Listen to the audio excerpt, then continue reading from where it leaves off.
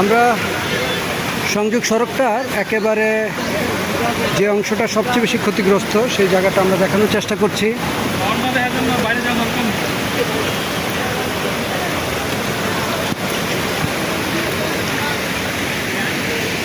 এখানে মূল ফুটপাথ যেটি সেটি আসলে এখন একেবারে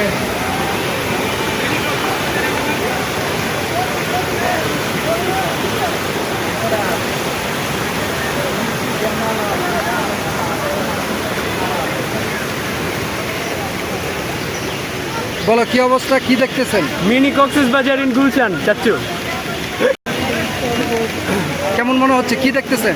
এই প্রথমবার দেখলাম এরকম, মানে আমার জন্ম তো এখানে, কিন্তু এটা প্রথমবারই হইলো এরকম। লাস্ট হয়েছিল সেই 1988-এ। আচ্ছা। তারপরে এখন আবার 2026-এ আমি লাইভ দেখলাম। 1988-এ তো আমি ছিলাম না, তো আমার জন্ম কিন্তু এখানেই, বাট আমি এরকম সিচুয়েশন প্রথমবার দেখলাম। ধন্যবাদ। আসলে গুলশানবাসী যারা, তাদের এই ধরনের স্মৃতিচারণ হওয়ার কথা না।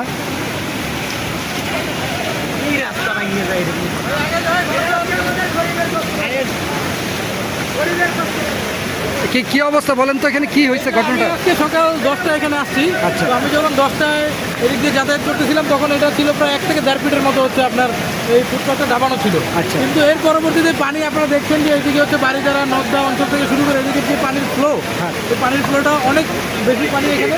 আর এই পাশে বাগদা অঞ্চলের যে লেকটা, এখানে কিন্তু পানি প্রায় 3-4 ফিট কিন্তু পানির নিচে, যার কারণে ওই জায়গার পানিগুলো কিন্তু এখানে পানি ধারণ ক্ষমতা নাই। এই কারণে এই পানিগুলো প্রবল স্রোত আকারে এসে এখানে ফুটপাথের উপর গিয়ে আসতে পড়ে, এবং এটা অনেকটা ধরেন যে বন্যার পানি যেরকম উজানের পানি যেরকম আসে ওই সিস্টেমে এসে এখানে কিন্তু আস্তে আস্তে প্রথমে 2 ফিট 5 ফিট 10 ফিট এবং ধন্যবাদ। এটা মানছে। পাশাপাশি এটার পরে পিছনে আরেকটা দেখতেছেন আপনারা, জি। ওইখানেও কিন্তু এটা পুরো ভালো ছিল। আমরা সবাই ওইখানে দাঁড়াচ্ছিলাম, ওইখানে দাঁড়ায় হচ্ছে আমরা ভলেন্টিয়ারিং করতেছিলাম। ওইটা মুহূর্তের মধ্যে আমরা দেখলাম যে হঠাৎ করেই প্রায় 1 থেকে 1.5 ফিট ভেঙে গেছে ফুটপাথ। তার মানে এটা খুব ঝুঁকিপূর্ণ জায়গা বর্তমানে। এটা বর্তমানে এখন খুবই এবং এটা তো সংযোগ সড়ক, তাই না? এটা হচ্ছে গুলশান সাজাদপুর বাড্ডা এই অঞ্চলে কিন্তু সংযোগ সড়ক। এখানে সবচেয়ে বড় সমস্যা যেটা, এখানে কোনো ব্রিজ নাই। এখন আমি যেটা দেখলাম এর আগে, ওইখানে একটা নালা ছিল। নালাটা যেটা ছিল হচ্ছে আপনার হবে 1 থেকে 1.5 ফিট 2 ফিট। এই নালা দিয়ে তো এত পানি যাওয়ার সুযোগ নাই, যার কারণে এখানে যদি হচ্ছে কি একটা ব্রিজ থাকতো বা তলা দিয়ে যদি হচ্ছে পানি যাওয়ার মতো, অবাধে পানি যাওয়ার মতো সুযোগ থাকতো হাতে দিয়ে অন্যান্য ব্রিজে যেরকম, তাহলে কিন্তু আজকে এই রাস্তাটা ভাঙতো না। আমরা সরকারকে অনুরোধ করবো এই সাজাদপুর অঞ্চল, বাড্ডা অঞ্চল বা এই অঞ্চলে যে মানুষগুলোর সাথে গুলশানের যে কানেক্টিভিটি, সেখানে এখানে এখন কিন্তু একটা ব্রিজ হয়ে যাওয়ার মতো অবস্থা হয়েছে। অর্থাৎ এখানে ব্রিজ তারা এই রাস্তাটাকে ভবিষ্যতেও কিন্তু টিকিয়ে রাখা যাবে। টিকিয়ে রাখাটা কিন্তু খুব কঠিন হয়ে যাবে। ধন্যবাদ আপনাকে। পিছনেও কিন্তু আপনি দেখেন, পিছনে কিন্তু আরো ভয়ঙ্কর। এইখানে যে পরিমাণ স্রোত আছে, তার থেকে স্রোত হচ্ছে কি আপনার ওই জায়গাটা পুরোটাই ভালো ছিল, এবং ওইখানে যে ইলেকট্রিক পোল, ওটা কিন্তু ভেঙে যাওয়ার সম্ভাবনা দেখেন। এই যে ছোটো যে পোলটা আছে, যে চিকন যেটা, এটা একটু আগে আমরা এখানে দাঁড়ানো ছিলাম, এবং এটা 11টার পরে প্রায় 11:30টার দিকে এটা ভাঙছে, এবং এটাও ভাঙার সাথে সাথে একইভাবে পুরো রাস্তাটা সড়কটাকে নিয়ে এসে এটা ভেঙে পড়ছে। ঠিক আছে, থ্যাংক ইউ আপনাকে।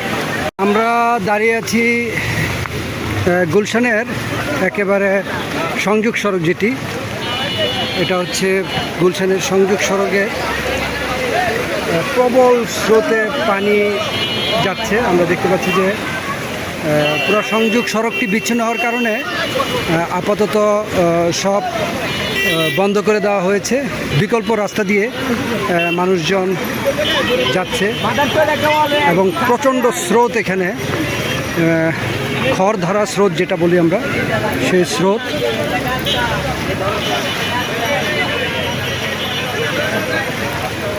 আমরা যদি দেখাই যে সংযোগ সড়কটির বর্তমান অবস্থা,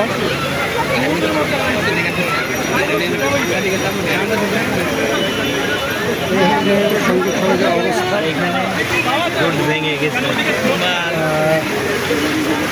স্রোত খুবই ভয়ঙ্কর স্রোত। দেখি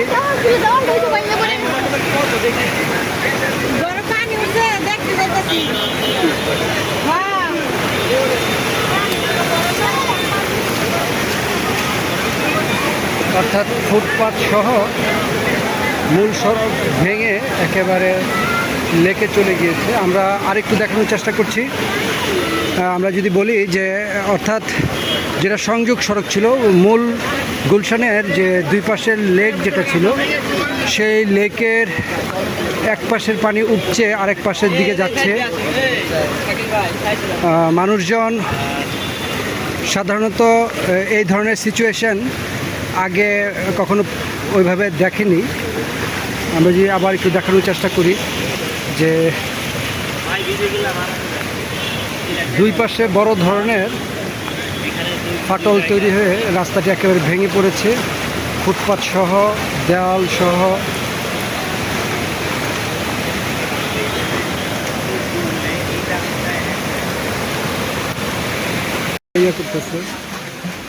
কি পরিমাণ বৃষ্টি হয়েছে তার একটা উদাহরণ আমরা দেখতে পারি যে বালতি দিয়ে পানি ফেলতে হচ্ছে এবং সকালে কাজ বন্ধ করে দিয়ে এখন শুধু এই পানি সেচা নিয়েই ব্যস্ত সবাই। গুলশানের এই ভিতরের দৃশ্যটা দেখাচ্ছি, অর্থাৎ মূল গুলশান যেটা বাংলাদেশের সবচেয়ে অভিজাত গুলশানের অবস্থা এখন এটা।